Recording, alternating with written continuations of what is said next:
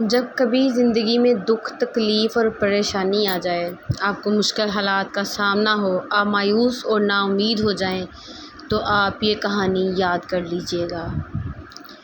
ایک دفعہ کا ذکر ہے کہ ایک گاؤں میں ایک امیر آدمی رہتا تھا۔ سب لوگ اسے سیٹھ کے نام سے جانتے تھے۔ امیر ہونے کے ساتھ ساتھ وہ بڑا نیک دل اور سخی تھا۔ اپنے دروازے سے وہ کسی کو کبھی خالی ہاتھ نہیں لوٹاتا تھا، دل کھول کر اس کی مدد کرتا۔ ایک دن وہ بازار سے گزر رہا تھا کہ اسے ایک عجیب منظر دیکھا۔ ایک بوڑھا آدمی جس کے ہاتھ میں کاغذ کا ایک ٹکڑا تھا جسے وہ بیچنا چاہ رہا تھا، لیکن کوئی بھی اسے خریدنے پر تیار نہیں تھا، بلکہ لوگ اس کا مذاق اڑا رہے تھے۔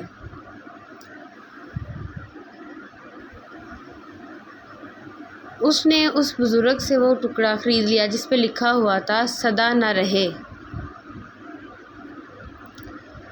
لیکن سیٹھ کے دل میں پتہ نہیں کیا آیا، اس نے بوڑھے آدمی سے وہ خرید لیا اور اپنی پگڑی کے پلو میں باندھ لیا۔ سیٹھ کی رحم دلی اور سخاوت کی وجہ سے جہاں لوگ اسے پسند کرتے تھے، وہاں پر کئی لوگ اس سے جیلس بھی تھے، اسے نیچا دکھانے اور نقصان پہنچانے کے موقع ڈھونڈتے رہتے تھے۔ ایک دن انہوں نے جھوٹا مقدمہ بنایا، بادشاہ کے دربار میں شکایت کی اور سیٹھ کو جیل میں ڈلوا دیا۔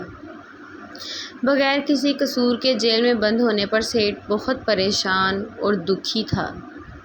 کئی دن ایسے ہی گزر گئے، سیٹھ کو سمجھ نہیں آ رہی تھی کہ وہ یہاں سے باہر کیسے نکلے۔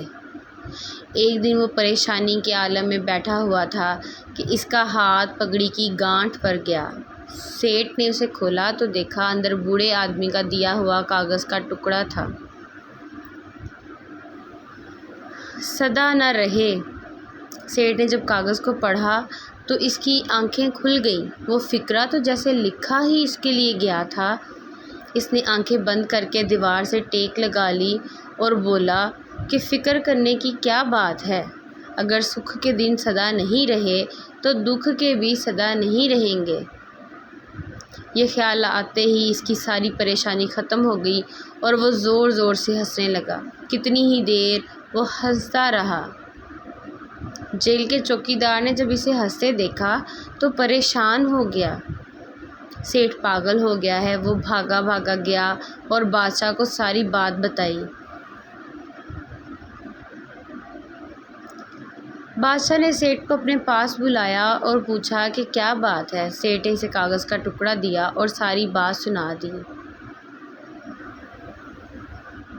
"پہلے میں دکھی تھا لیکن اب میں خوش ہوں، کیونکہ مجھے پتہ چل گیا ہے دکھ کے یہ دن سدا نہیں رہیں گے۔ آج اگر دکھ ہے تو کل سکھ بھی ضرور آئے گا۔ دکھ کے باعث"۔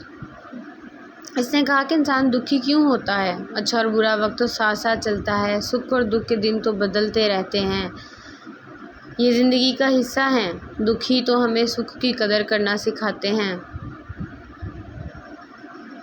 اس لیے انسان کو صبر کے ساتھ اچھے وقت کا انتظار کرنا چاہیے اور یقین رکھنا چاہیے کہ یہ برا وقت سدا نہیں رہے گا۔